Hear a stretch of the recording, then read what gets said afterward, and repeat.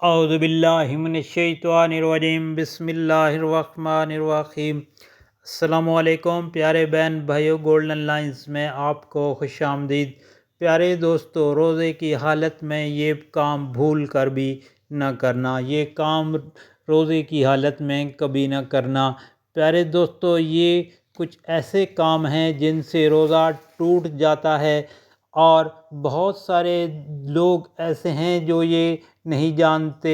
رمضان المبارک کے روزے شریعت اسلامیہ کے عام ارکان میں سے ہیں۔ اللہ تعالیٰ نے قرآن مجید فرقان حمید میں ارشاد پاک فرمایا کہ اس عام اور عالی شان عبادت کے آداب اور شروط کو یعنی شرائط کو تفصیلاً بیان کیا ہے۔ یقینی طور پر یہ مذہب اسلام کا ہی کمال ہے کہ اس نہ کسی نہ بھی عبادت کے کسی بھی چھوٹے سے پہلو کو اکیلا نہیں چھوڑا، بلکہ ہر ایک چیز کو انتہائی شفافیت اور واضح شکل میں بیان کیا ہے۔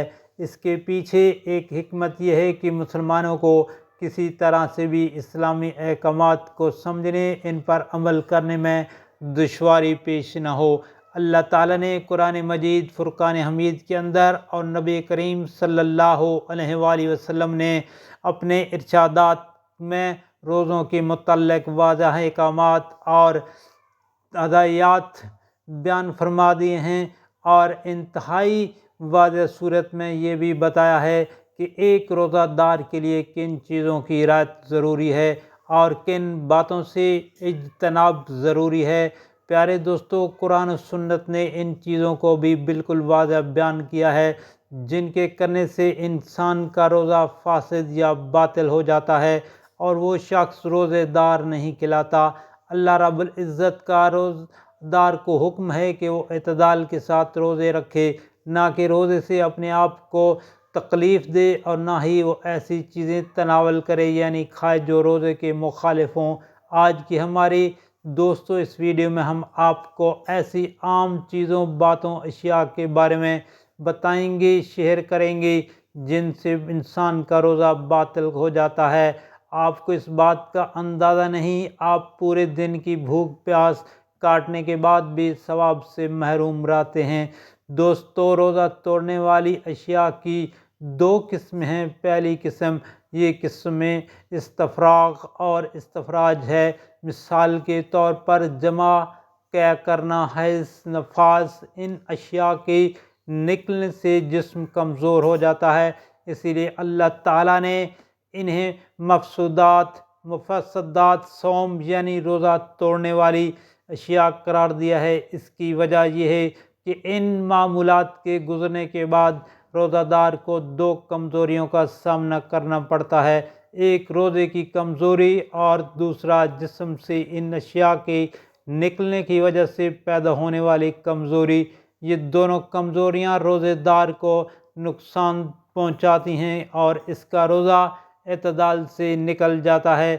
دوسری قسم کی وہ تمام اشیاء ہیں جو جسم کے اندر داخل ہونے اور پیٹ بھرنے والی ہیں، مثلاً کھانا پینا۔ اس لیے اگر روزے دار کھائے یا پیے تو روزے کی مطلوبہ حکمت کا حصول نہیں ہوتا۔ اللہ رب العزت نے قرآن مجید فرقان حمید میں ارشاد پاک فرمایا کہ روزہ توڑنے والی اشیاء کے اصول جمع کر دی ہیں۔ ارشاد ربانی ہے، اب تمہیں ان سے مباشرت کرنے سے اور اللہ تعالیٰ کی طرف سے لکھی ہوئی چیز کو تلاش کرنے کی اجازت ہے۔ تم کھاتے پیتے رہو یہاں تک کہ صبح کا سفید دھاگا سیاہ دھاگے سے ظاہر ہو جائے، پھر رات تک روزے کو پورا کرو۔ اللہ تعالیٰ نے اس آیت مبارک میں روزہ توڑنے والی اشیاء کے اصول بیان فرمائے ہیں، جو کہ کھانا پینا اور جمع ہے۔ روزہ توڑنے والی اشیاء کو نبی کریم صلی اللہ علیہ وآلہ وسلم نے اپنی سنت میں مکمل طور پر بیان فرمایا ہے۔ روزے کو فاسد کرنے اور توڑنے والی کچھ اشیاء یوں ہیں: جمع، بستری، مشزنی، کھانا پینا، وہ اشیاء جو کھانے پینے کے معنی میں ہوں، سنگلی وغیرہ لگوانے سے خون نکلنے کی بنا پر کہہ کرنے کی وجہ سے عورت کا حیض و نفاس کی وجہ سے خون نکلا، ان میں پہلی چیز جمع ہے، جو کہ روزہ توڑنے والی اشیاء میں سے سب سے بڑی چیز ہے۔ اگر کوئی مسلمان جمع کرتے تو اس کا روزہ فاسد ہو جائے گا، چاہے انزال ہو یا نہ ہو۔ اسے اس کام پر اللہ تعالیٰ سے توبہ کرنی چاہیے، اسے اس دن کا روزہ پورا کرنا ضروری ہے، اور اس کے ساتھ ساتھ اس روزے کی قضا بھی ہوگی۔ جماع کے علاوہ کسی بھی چیز سے روزہ ٹوٹنے پر کفارہ واجب نہیں ہوتا۔ روزہ توڑنے والی دوسری چیز مجتنی ہے، مجتنی سے روزہ ٹوٹنے کی دلیل اس حدیث قدسی میں ہے۔ اللہ تعالیٰ روزہ دار کے بارے میں واضح بیان فرماتے ہیں، اپنا کھانا پینا اور شہوت میری وجہ سے ترک کرتا ہے۔ پیارے دوستو، صحیح بخاری اور صحیح مسلم کی حدیث شریف ہے، جس نے بھی رمضان المبارک میں دن کو روزے کی حالت میں مشزنی کی، اسے چاہیے کہ اللہ تعالیٰ سے توبہ کرنے کے ساتھ ساتھ اس دن کو بغیر کھائے پیے رہے اور بعد میں اس کی قضا بھی ادا کرے، اور اگر وہ مشزنی شروع ہی کرے پھر انزال سے قبل ہی رک جائے، انزال نہ ہو تو اس کا روزہ صحیح ہے، انزال نہ ہونے کی وجہ سے اس پر اس روزے کی قضا نہیں۔ روزہ دار کو چاہیے کہ ہر اس چیز سے دور رہے جس سے شہوت کا عنصر معلوم ہوتا ہو، اور اپنے خیالات کو بھی پاک و صاف رکھے۔ روزہ توڑنے والی تیسری چیز کھانا پینا ہے۔ منہ کے راستے کھانا یا پینا معدے میں پہنچانے کو کہا جاتا ہے۔ پیارے دوستو، اسی طرح کسی نے ناک کے راستے اپنے معدے میں کوئی چیز داخل کی تو وہ بھی کھانے پینے کے زمرے میں ہوگا۔ نبی کریم صلی اللہ علیہ وآلہ وسلم کی حدیث مبارکہ ہے، ناک کے اندر پانی چڑھانے میں مبالغہ کرو لیکن روزے کی حالت میں ایسا نہ کرو۔ ترمذی شریف کی پیاری حدیث شریف ہے۔ اس لیے اگر ناک سے پانی کا معدے میں داخل ہونے پر روزے دار پر اثر نہ ہوتا تو نبی کریم صلی اللہ علیہ وآلہ وسلم ناک میں پانی چڑھانے سے منع نہ فرماتے۔ روزے دار کو خون لگانا، مثلاً اگر کسی کا خون بہہ جائے تو اسے خون دیا جائے، اس سے اس کا روزہ ٹوٹ جائے گا، کیونکہ خون کھانے پینے سے بھی انتہائی زیادہ غذا ہے۔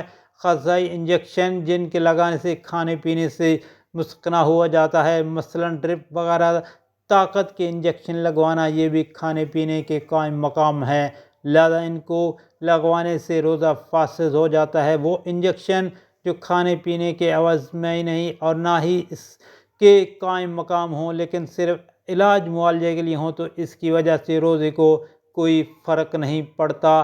مثلاً پنسلین اور انسولین وغیرہ کے ٹیکے روزے دار کو کوئی نقصان نہیں دیتے، وہ نس میں لگائے جائیں یا پھر گوشت میں دوائیوں سے متعلق ان معاملات میں احتیاط اور بہتر یہی ہے کہ یہ سارے کام رات کے وقت کیے جائیں اور روزے کی حالت میں ان چیزوں کے استعمال سے بچا جائے۔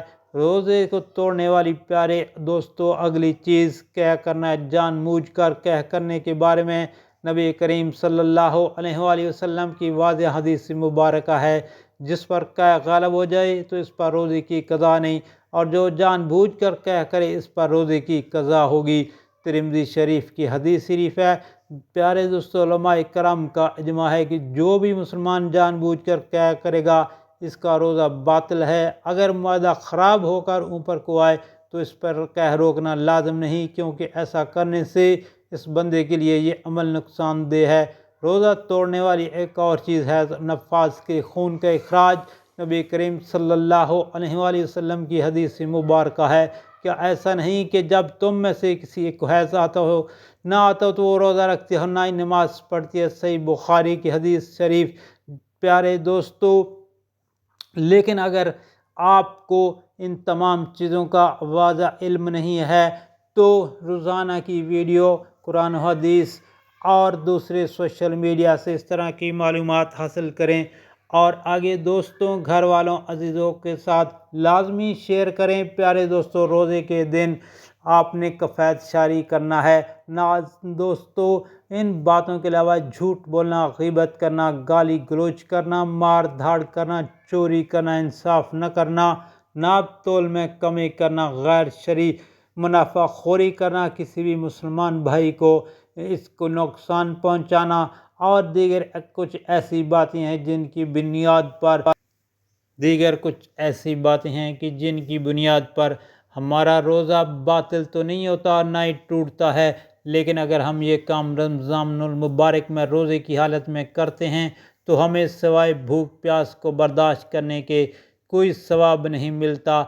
پیارے دوستو، اللہ پاک سے دعا ہے کہ ہمیں رمضان المبارک کے تمام روزے خشوع و خضوع اور صبر و تحمل کے ساتھ پورے کرنے کی توفیق عطا فرمائے۔ اور آپ سے گزارش ہے کہ ویڈیو کو آگے دوستوں، گھر والوں، عزیز و اقارب اور سوشل میڈیا پر لازمی شیئر کریں تاکہ ہر کسی کو رمضان المبارک کی ان تمام چیزوں سے پتہ چل جائے جن سے روزہ ٹوٹ جاتا ہے، روزہ باطل ہو جاتا ہے، مکروہ ہو جاتا ہے۔